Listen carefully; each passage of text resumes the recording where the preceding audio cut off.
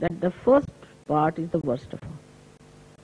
Under what rule, law or logic they decide, that is their own lookout. So they club together like that. While this principle of the Graha Lakshmi was specially created to overcome that hatred, to subdue that icy stuff called hatred, to remove from the minds of the people hatred, this Lakshmi, Graha Lakshmi principle was created. How? In the family, when you have a household, the Graha Lakshmi principle has to subdue the hatred between the children, between the husband and the children. But if she herself enjoys her hatred, then how can she subdue it? She is the source of that peace which subdues hatred. Now in India we have joint families. You too have relations like uncles, aunties, this, that. The housewife's job is to smooth out all angularities of people which creates friction. Now the man has to worship a housewife. He said so, yatra narya pujyante tatra ramante devata. Wherever the housewife is respected, there only the gods reside. In our country, I must say, credit must go to the housewives. Because we are no good for economics, no good for politics, administration, hopeless. Menfolk are useless. They don't know any household work or anything. Women have kept it to themselves. But our society's first class is maintained by the women of the household. So the man has to respect the housewife. That's very important. If he does not respect his housewife, there's no possibility of any Graha Lakshmi Tattva being maintained. It's like the preservation of that principle of a housewife. But some men, I mean many of them, think that it is their birthright to ill-treat their wives, to torture them, to say all kinds of things, to be angry, if she is a good woman. But if she is a nagger, if she is a bhoot, then they are subdued, completely subdued. If the wife is a bhoot, then the husband always sort of tries to please her and be extremely kind to her. He knows she is a bhoot after all, be careful. Don't know what time the bhoot will come like a snake on you. And if she knows how to nag or to argument, then also they are afraid. There's no love. They have no love or respect for her. But they have an awe, a fear. And they are afraid of such a woman. Now some women think if they become flirtish, then the husband are better controlled. But their basic principle they lose. The basic Shakti that they have, they lose. And they land up in difficulties. So, the basic principle of a Graha Lakshmi is to respect her chastity. To respect her chastity. Outside, inside. That is the steadiness of it. Of course, most of the men take advantage of it. If the wife is docile or obedient, they make it a point that they just rule the wife left and right. All right? But this woman, the housewife, has to know that she is not docile. She is obedient to her own righteousness, to her own virtues, to her own qualities. If the husband is stupid, all right, he's stupid like a child, finished. But the husband has to know that he must respect, otherwise he is a lost case, he's finished. He's good for nothing. First thing is that you must see the woman in the household is respected as a Graha Lakshmi. Then the blessings flow. But in no way he should insult her or be unkind to her and raise his voice or say things to her. But the wife has to be the one who is to be respected. I have so many times said, your wife is dominating, give her 2 slaps on the face, of course, no doubt. She has not to be dominating. She has to remove the dominating forces of others.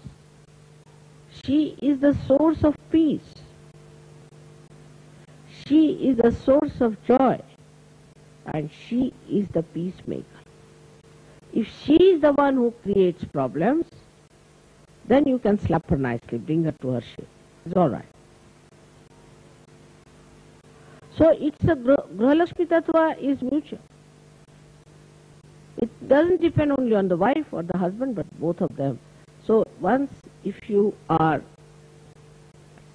making your wife suffer, your left nabi can never improve. Or if you are a bad wife, your left nabi cannot improve. Now in the West, the problem with the women is this, that they don't realize what is their power. An 80-year-old woman also would like to look like a bride.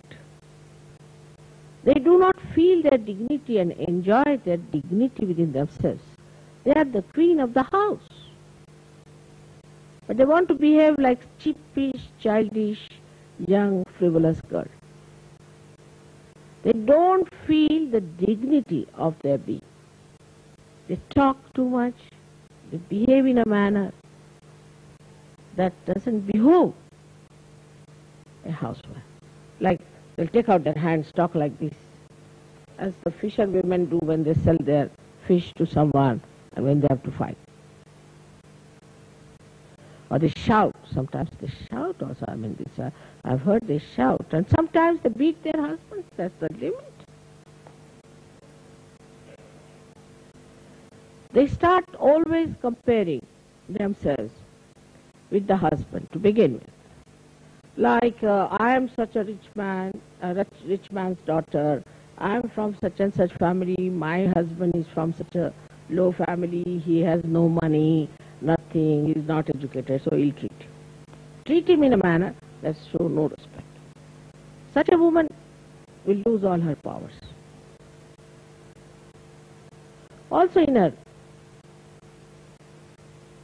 own ways, she will feel guilty.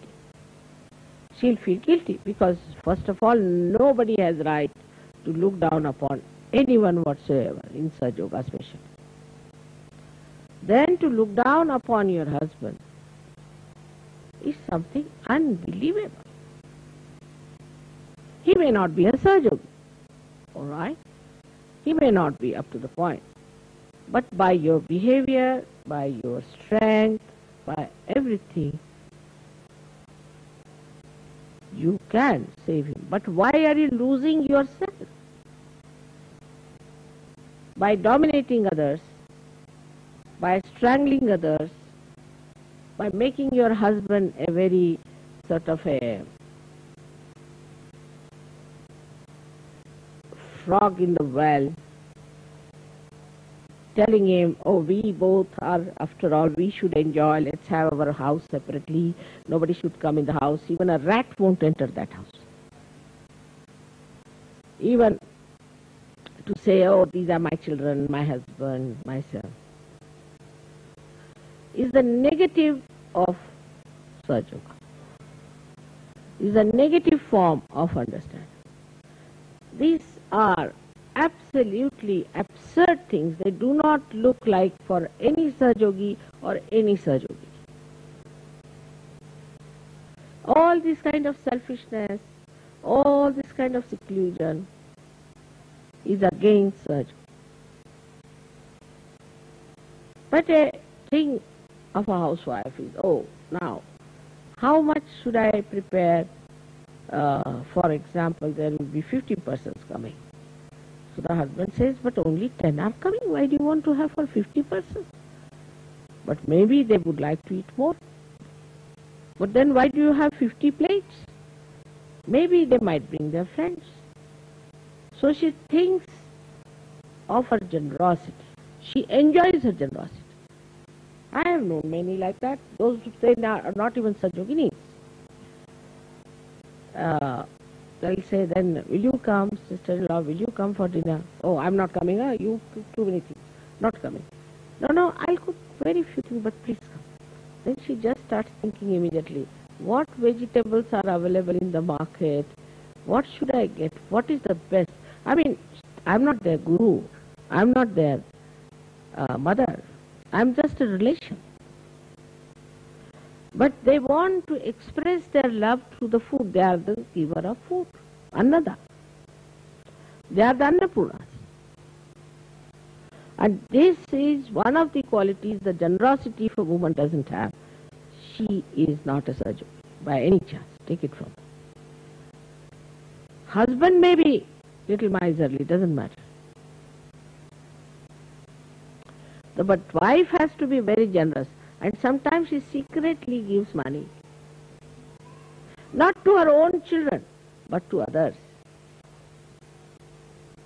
Such beautiful women have to be there in Sahaja. But I feel so sorry sometimes that the attack comes from the women of Sahajogi. Not from the men on me. I am a woman myself. I feel shocked that the women should attack me like this. For what? In Sahaja Yoga there is no domination of any kind. But all this so-called idea of servility and domination comes from the false ideas you have about your own dignity, about your own understanding. You are not aware of yourself. You do not know that you are the queen. Nobody can dominate you. Who can dominate?